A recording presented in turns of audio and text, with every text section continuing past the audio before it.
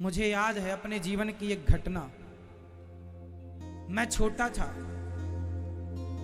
मेरे गांव में कुछ साधु आए हमारे गांव में। मित्रों, स्वागत है आपका हमारे चैनल राधे राधे में। पूज्य गुरुजी अनिरुद्ध आचार्य जी द्वारा बताए गए भगवत पुराण एवं भगवत गीता का बहुत ही अनमोल पाठ हम आज इस वीडियो में सुनने वाले हैं। मुझे याद है अपने जीवन की एक घटना। मैं छोटा था, मेरे गांव में कुछ साधु आए हमारे गांव में भी बहुत पैसे वाले लोग हैं। मैं मंदिर में बैठा था, सड़क के किनारे मंदिर था। याद है मुझे, सड़क से कुछ साधु गुजरे, लगभग 10-12 साधु रहे होंगे। उन साधुओं ने मंदिर में पूछा कि क्यों यहां पर किसी के घर भोजन मिलेगा। तो जिनसे पूछा वो लोग खुद धन्ना सेठ थे, बड़े पैसे वाले।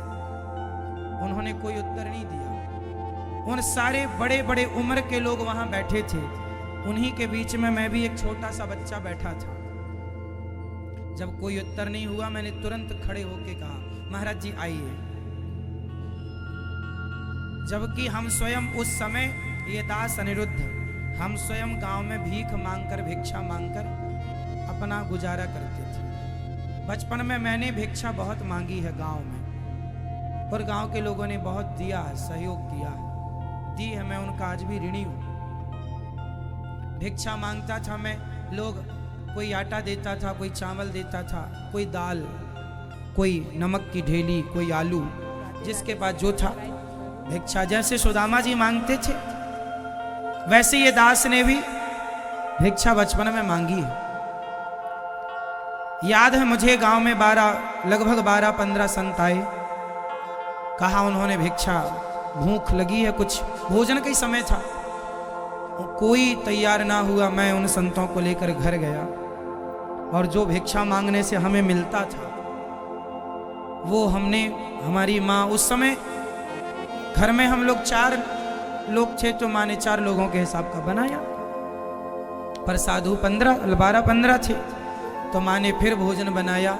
हम लोगों ने सहायता की, किसी ने आटा गूथा, किसी ने सब्जी काटी। हम सब ने मिलकर संतों के लिए भोजन बनाया और संतों को भोजन कराया। और जो श्रद्धा बनी, कपड़े देकर, दक्षिणा देकर, जो भी हैसियत थी, औकात थी, वो देकर के संतों को भरपेट भोजन करा के विदा किया। उन्होंने खूब आशीर्वाद दिया, खूब आशीर्वाद दिया। मुझे लगता है वही आशीर्वाद आज फलीभूत हुआ कि भगवान ने मुझे संतों की सेवा के लिए चुन लिया। और आज देखिए, तब का मेरा भाव था कि मेरे पास सामर्थ्य नहीं थी उस समय, फिर भी भाव था, और मैंने उस भाव के अनुरूप रूखा सूखा साधुओं को खीर पूड़ी तो नहीं खवाया, लेकिन जिस प्रकार की हैसियत थी वो उनको खवाया और खवा कर विदा किया। भगवान ने देखा कि बच्चे के अंदर भाव है, श्रद्धा है, तो ईश्वर ने उस भाव और उस श्रद्धा के परिणाम में आज हजारों, मेरे अंदर भाव था कि बड़ा होकर एक अन्य क्षेत्र खोलूंगा जहां सबको पेट भर भोजन मिलेगा। देखो, बचपन में सोचा था, कहा था, और बिहारी जी ने सुना कि आज हजारों की मात्रा में साधु संत यहाँ नित्य प्रसाद। हम भजन नहीं कर सकते तो क्या हुआ, जो लोग भजन कर रहे हैं उनके भजन में हम अपने सहयोग की आहुति देकर उनके भजन में सहायक तो बन सकते हैं। इसलिए मैं आप लोगों से भी कहा करता हूँ, आप लोग भी अपनी तरफ से एक दिन का अन्न क्षेत्र बंटवाओ। अन्न दान से बड़ा कोई दान नहीं है। मैं इस बात का साक्षी हूँ। मेरी माँ, आज मेरे पास आप यहाँ आते हैं, और यहाँ पर जो भी है वह भगवान की कृपा से, भगवान ने जो सेवा करने का जो जिम्मेदारी ये दास अनिरुद्ध को दी है, वो इसलिए दी है क्योंकि सेवा का भाव बचपन से था, तो भगवान ने जिम्मेदारी दे दी। माँ की सेवा। मैं अयोध्या जी में था, जब पढ़ने गया तो साधुओं के चरण दबाया करता था। अच्छा, बचपन में मुझे चरण दबाने का बड़ा शौक था। मैं गुरु जी के पांव दबाया करता था जब पढ़ने आया। पांव दबाने से फिर क्या हुआ, गुरु जी के चरण दबाते दबाते ना मुझे चरण दबाने की आदत हो गई। फिर मैंने संतों की चरण दबाए खूब, गुरु जी के, फिर संतों के, और फिर वही सेवा ठाकुर जी ने दे दी माँ के चरण दबाने की। जो भाव होता है ना वही मिलता है। नीति और नियत अच्छी है आपकी तो भगवान आपके साथ, नीति और नियत बिगड़ जाए तो भगवान फिर कहते हैं ये ठीक नहीं। जिसकी नीति और नियत अच्छी है, ये दास अनिरुद्ध का भाव बचपन से था सेवा करने का। भगवान ने आज तक, मैंने विधाता से एक तो कभी कुछ मांगा नहीं साहब, पर जो जो मांगा मांगने के पहले दिया है भगवान ने, मांगने के बाद नहीं, पहले दिया है। अब तो मैं मांगता नहीं हूं कुछ, भगवान से अब कुछ नहीं चाहता मैं। भीख मांगने से मैंने अपने जीवन को शुरू किया था। जब से होश संभाला तो होश संभालते ही मैंने सबसे पहला काम किया था भिक्षा मांगने का। गांव में जा जा करके भीख मांगा करता था और उसी भिक्षा से हमारा घर, भगवान जी का भोग लगता था, उसी से सब सेवाएं होती थी। सरकारी स्कूल में ही मैं 7वीं तक पढ़ा।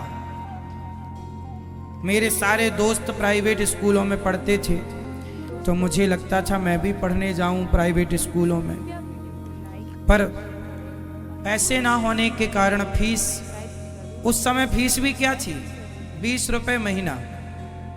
हम जिस स्कूल में पहली बार पढ़े हैं प्राइवेट स्कूल में, उस स्कूल की फीस थी 20 या 30 रुपए महीना। पर वो 20-30 रुपए भी नहीं होने के कारण हमारे मित्र लोग पढ़ते थे प्राइवेट स्कूलों में, हम सरकारी में ही पढ़ते थे। और फिर 7वीं के बाद 8वीं में पहली बार स्कूल गए, प्राइवेट स्कूल, 8वीं कक्षा वहां पढ़ी। गरीबी देने वाले किसी को गरीबी ना दे, जान ले ले मगर बदनसीबी ना दे। गरीबी सबसे बड़ा रोग है। गरीबों का अपमान जिस तरह होता है, अनादर जिस तरह होता है, मैंने अपने इस जीवन में, अपने कार्यकाल में, अपने जीवन में सब कुछ मैंने देखा। बिहारी जी ने मुझे बचपन में जो जो दिखाया है, आज अच्छा लगता है कि वो दिन देखे हैं। तो आज उस स्थिति पर जब किसी को देखते हैं तो अपनी स्थितियां याद आकर उसको मदद करने का भाव जागता है कि हम भी इसकी मदद करें। क्योंकि हर ज्ञान पुस्तकों में नहीं होता, कुछ ज्ञान जीवन में अनुभव करने से मिलता है। सेवा का भाव रखिए, भगवान आपको बड़ा जरूर बनाएंगे। बस ये मेरे जीवन का सार है। बिहारी जी सबकी सुनते हैं, सबको देखते हैं, हाँ देने में देर लगाते हैं माना की, पर देते जरूर है। यहां पर माताओं की सेवा, अन्य क्षेत्र में आप लोग भी एक दिन की प्रसादी यदि इस लायक है तो बंटवाइएगा। यहां हमारी माताएं रहती हैं। आइए हम आपका परिचय एक माँ से करा रहे हैं। एक बार हम कथा सुनाने गए थे एक शहर, वहाँ एक माँ ने आकर हमसे पहली बार कहा था कि बेटा जब हम मर जाएं तो तुम हमारी चिता को आग देना, मेरे से बोला था। मैंने कहा माँ क्यों, आपका तो बेटा है। बोले मेरा बेटा है पर मुझे गिलास भर पानी भी नहीं देता। जो बेटा जीते जी पानी ना दे, उस बेटे से मैं आग लेकर क्या करूँगी। तो मैं आपसे आग चाहती हूँ। तब मुझे लगा आग लगाना तो बड़ी बात नहीं है, आग तो कोई भी लगा सकता है। पहले बेटा बनकर पुत्र होने की जिम्मेदारी पहले पूरी करूँगा, फिर जरूरत पड़ेगी तो माँ की इच्छा भी पूरी होगी, पर पहले सेवा करूँगा। इसलिए ये दास के अंदर तब भाव आया कि वृद्धाश्रम होना चाहिए ऐसी माँओं के लिए जिनके बेटे सेवा नहीं करते। बस वो संकल्प भाव था कि बिहारी जी ने देखो वो इच्छा भी पूरी कर दी। और ये जिम्मेदारी सेवा की जिम्मेदारी जो दी है विधाता ने, मैं कोशिश करता हूँ कि ईमानदारी से निभाऊं, क्योंकि यहाँ का पूरे कार्यक्रम का हिसाब मुझे मरने के बाद भगवान जी को देना है। इसलिए मैं कपट नहीं करता। मेरी माँ यहाँ जैसे रहती हैं, आप आश्चर्य मानेंगे। जिस क्वालिटी के गद्दे पर हमारी माताएं सोती हैं और जिस क्वालिटी के पलंग पर हमारी माताएं सोती हैं, वही क्वालिटी का पलंग ये दास के कमरे में भी पड़ा है। मैं भी उसी पर सोता हूँ। मैं तो कई बार ज़मीन पर भी सोता हूँ ज़्यादा से ज़्यादा, पर पलंग भी वही। ऐसा नहीं कि माँओं के लिए अलग व्यवस्था, मेरे लिए अलग, मेरे लिए अलग और माँओं के लिए अलग होगी तो कपट हो जाएगा। जो हम खुद खाते हैं, जिस प्रकार की दाल, जिस प्रकार की साग, वही माँओं को खवाते हैं। जितनी माँ यहाँ हैं, और सिर्फ माएँ नहीं, यहाँ अन्य क्षेत्र जो चलता है, जिस क्वालिटी की दाल आप खाते हैं वही दाल ये दास अनिरुद्ध भी खा, वही साग, वही रोटी, वही चावल। मैं कुछ खाऊं और आपको कुछ खिलाऊं तो ये क्या हो जाएगा? और कपट होगा तो भगवान मरने के बाद पूछेंगे, क्यों बेटा कपट किया है तूने? तूने कुछ खाया है और मेरे भक्तों को कुछ खिलाया है? इसलिए भगवान ने, बचपन में मैंने चावल मांगने जब मैं जाया करता था गांव में, लोग चावल दिया करते थे, तो कुछ लोग ऐसे हुआ करते थे कि अपने लिए खाने के अलग रखते थे और दान करने के लिए चावल अलग रखा करते थे। तो मुझे वो दिन याद है कि लोग खाने के लिए अलग यूज करते थे और हम जैसे भिखारियों को देने के लिए अलग यूज करते थे। मुझे याद है कि तब मैंने सोचा था कभी भगवान मुझे देने के लायक बनाएंगे ना, तो ये भेद मैं नहीं रखूंगा। और देखो बिहारी जी की कृपा से यहाँ पर आज वो भेद नहीं है। जो चावल माएँ खाती हैं वही हम खाते हैं, वही आप लोग खाते हैं। कभी गौरी गोपाल भगवान के अन्य क्षेत्र में आप में से कितने लोगों ने प्रसाद ग्रहण किया है? चावल कैसा है यहाँ का? ऐसा तो नहीं कि अलग, सबके लिए एक सा है कि आप अलग अलग है? सबके लिए दाल सबके लिए अच्छी है या एक के लिए? सबके लिए एक सी व्यवस्था। यदि अलग अलग करूंगा ना तो मेरे माथे पे कपट का कलंक लग जाएगा। किसका कलंक लग जाएगा? और मैं नहीं चाहता कि मरने के पहले मैं कोई कलंक लेकर मरूं। कलंक मिटाने जो लगे हैं जन्म जन्म के, वो मिटाने हैं। यहां से लगाकर कहां जाएंगे? यहां तो मिटाने आए हैं, लगाने थोड़ी आए हैं। इसलिए ये दास जो करता है, मेरी जितनी औकात है, जितनी हैसियत है, उस प्रकार से करता हूं। जितनी क्षमता है, जो आपका सहयोग प्यार मिलता है, ये दास करता है। यहाँ अन्य क्षेत्र के साथ रसोई चलती है सवेरे से शाम तक। कोई माने ना माने साहब, लेकिन मुझे अच्छा लगता है कि चलो इस शरीर से कुछ हो रहा है, तसल्ली है मुझे। और यहाँ सवेरे से शाम तक हजारों भक्त भोजन करते हैं, बोलो हाँ या ना। और यहाँ एक चीज आप नोटिस कीजिएगा, पूरे भारत में जहां जहां रसोई बटती है, वहां की रसोई खा के आइएगा और यहाँ की रसोई खाइएगा। यहाँ गौरी गोपाल भगवान की कृपा का आपको प्रसाद अलग ही अनुभव प्राप्त होगा।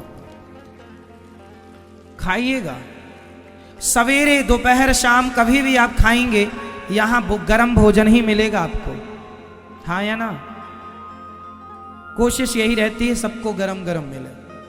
पूरा दिन पूरी रात रसोई चलती है मेरी माँ, पूरी रात पूरा दिन, पूरी रात रसोई चलती है तो सवेरे अन्न क्षेत्र बढ़ता है, और दिन भर चलती रहती है तो दिन भर की सेवा।